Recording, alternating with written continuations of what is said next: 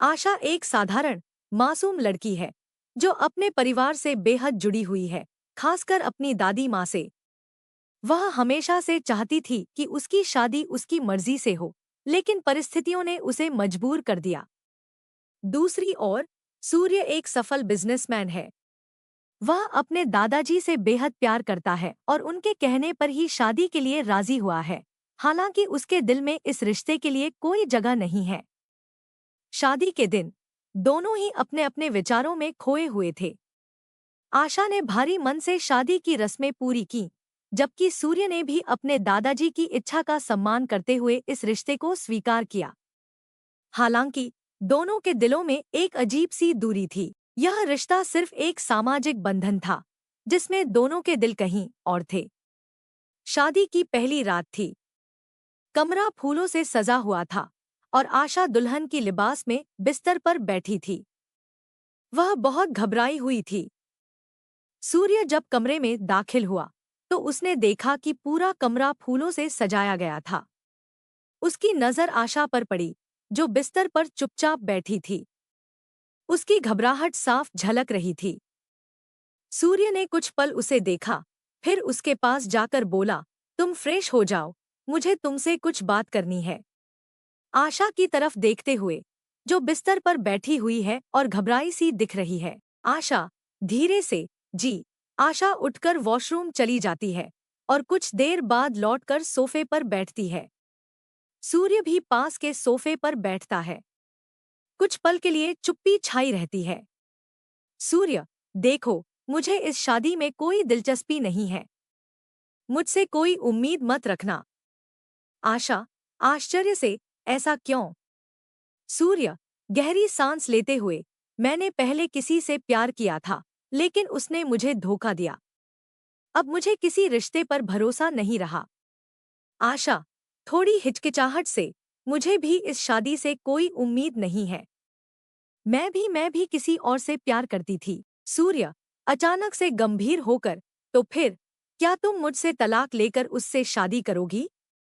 आशा आंखों में दर्द झलकता है, नहीं, वो अब इस दुनिया में नहीं है। इस जवाब से कमरे में एक अजीब सी खामोशी छा जाती है।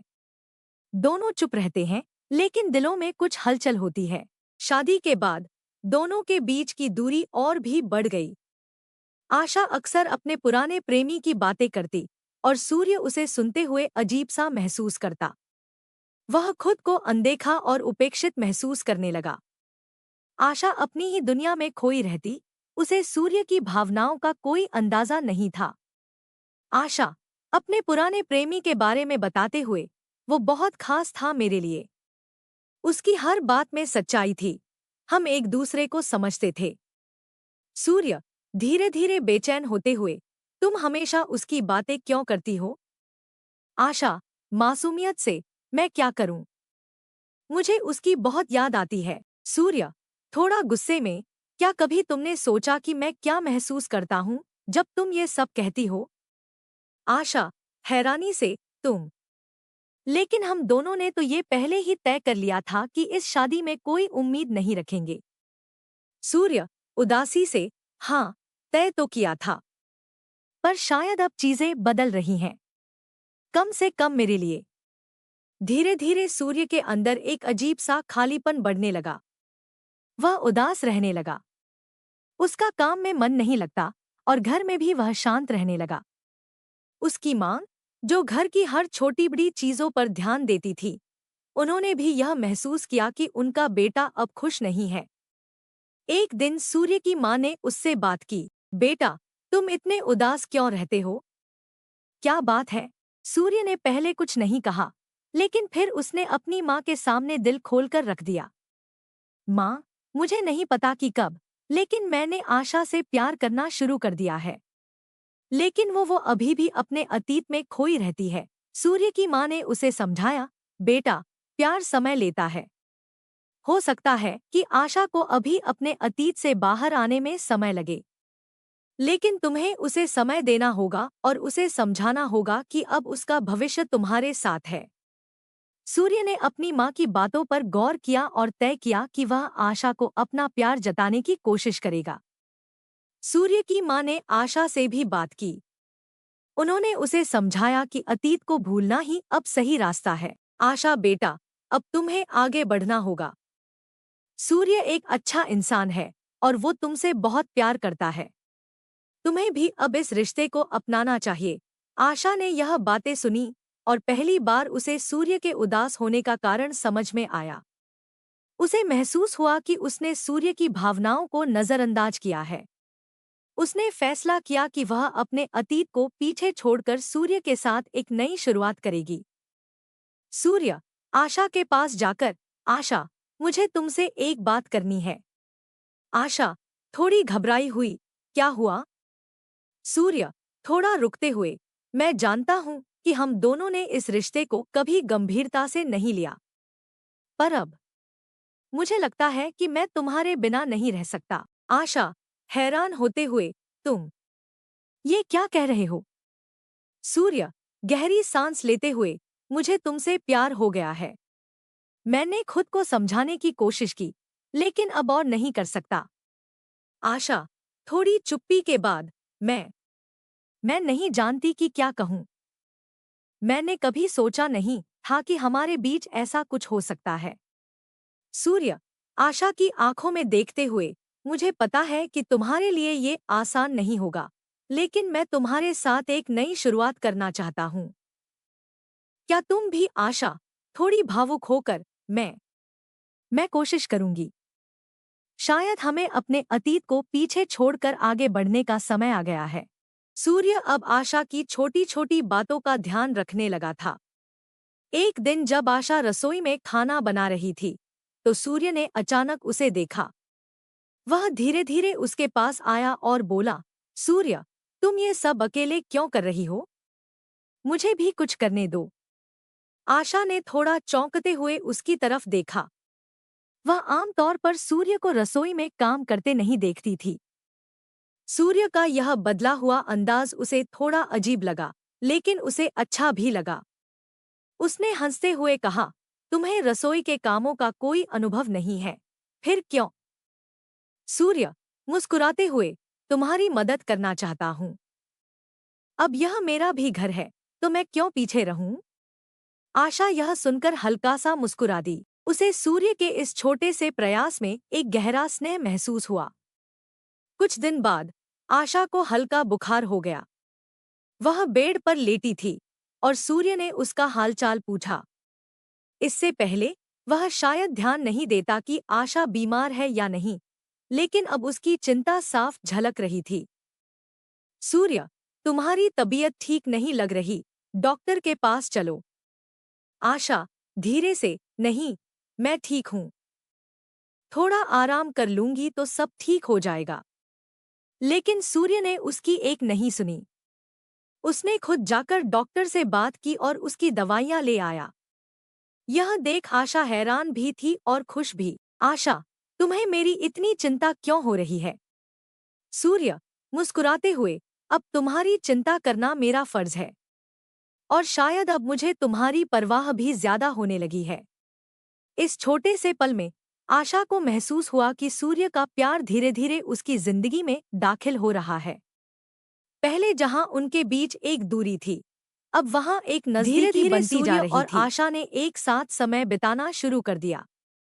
एक शाम जब सूर्य अपने काम से लौट कर आया, तो उसने देखा कि आशा बालकनी में बैठी है।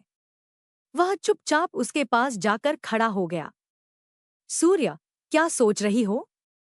आशा मुस्कुराते हुए, कुछ खास नहीं, बस यूं ही मौसम अच्छा लग रहा है। सूर्य भी पास बैठ गया और दोनों बिना कुछ कहे आसमान की तरफ देखने लगे। उस शांत पल में उनके बीच की खामोशी भी एक संवाद बन गई। यह खामोशी उनके बीच की बढ़ती समझ और नजदीकी का प्रतीक थी। कुछ देर बाद सूर्य ने धीरे से आशा का हाथ पकड़ लिया। यह पहली बार था जब उसने इस तरह से अपनी भावनाओं को जताया था। आशा ने उसकी तरफ देखा और उसकी आंखों में एक नए तरह का स्नेह देखा। सूर्य, तुम्हारे बिना यह सब अधूरा सा लगता है। आशा कुछ नहीं बोली, लेकिन उसकी आंखों में भी एक अनकही भावना थी। दोनों ने उस पल को महसूस किया जो उनके बीच की दूरी को और कम कर गया। अब आशा और सूर्य ने एक दूसरे के साथ का महत्व समझ लिया था। वे अपने दिन के छोटे छोटे पलों में भी एक दूसरे का साथ खोजने लगे थे, चाहे वह सुबह का चाय का कप हो या रात के खाने के बाद की बातचीत। हर लम्हा अब खास बनता जा रहा था। एक दिन सूर्य ने आशा के लिए एक सरप्राइज प्लान किया। उसने उसे शहर के बाहर एक शांत जगह पर ले जाने का फैसला किया, जहां वे दोनों कुछ समय एकांत में बिता सकें। आशा को यह देखकर बहुत खुशी हुई कि सूर्य अब उसे खुश करने की कोशिश कर रहा है। आशा, मुस्कुराते हुए, तुम्हें यह सब करने की क्या जरूरत थी? सूर्य, हल्के से हंसते हुए, कभी कभी जरूरी नहीं होता कि जरूरत हो, बस दिल से कुछ करने का मन होता है।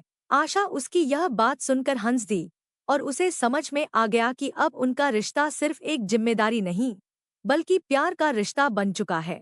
सूर्य, जो पहले आशा की भावनाओं को समझने में असमर्थ था, अब उसकी मासूमियत और सादगी की कदर करने लगा था। आशा के मन में भी सूर्य के प्रति एक नई भावना जन्म लेने लगी थी। वह देख रही थी कि सूर्य उसकी चिंता करता है, भले ही वह अपने दुखों और परेशानियों को जाहिर नहीं करता था। एक दिन जब सूर्य काफी उदास दिखा, आशा ने उससे बात करने की कोशिश की। उसने पहली बार उसकी आंखों में उस दर्द को देखा जिसे वह हमेशा छुपाने की कोशिश करता था। सूर्य की उदासी अब आशा को परेशान करने लगी थी। उसे एहसास हो गया था कि सूर्य ने उसे अपने दिल में एक खास जगह दे दी है और अब वह भी सूर्य के लिए अपने दिल में नरमी महसूस करने लगी थी। एक दिन आशा ने हिम्मत करके सूर्य से कहा, शायद हम दोनों ने अपनी शादी को कभी सही से समझा ही नहीं। मैंने हमेशा अपने अतीत को पकड़े रखा, लेकिन अब मुझे समझ में आ रहा है कि हमें आगे बढ़ना चाहिए। सूर्य ने उसकी आंखों में देखा और कहा, मैंने भी अपने अतीत से बहुत कुछ सीखा है, लेकिन अब मुझे एहसास हो गया है कि तुम मेरे लिए कितनी मायने रखती हो। उस पल में दोनों के बीच की सभी दीवारें टूट गईं। आशा ने सूर्य को अपनाने का फैसला कर लिया था और सूर्य के मन में पहले से ही आशा के लिए प्यार था। दोनों ने एक दूसरे को कसकर गले लगा लिया और उनके बीच की सभी दूरियां मिट गईं। दोनों ने एक दूसरे को समझने और प्यार करने का वादा किया। उनका रिश्ता अब एक मजबूरी नहीं, बल्कि प्यार और समझ का रिश्ता बन चुका था। धीरे धीरे एक साल बीत गया और अब उनके जीवन में एक नई खुशी आई, उनकी बेटी। अब आशा, सूर्य और उनकी बेटी तीनों ही खुशी खुशी अपने जीवन का आनंद ले रहे थे।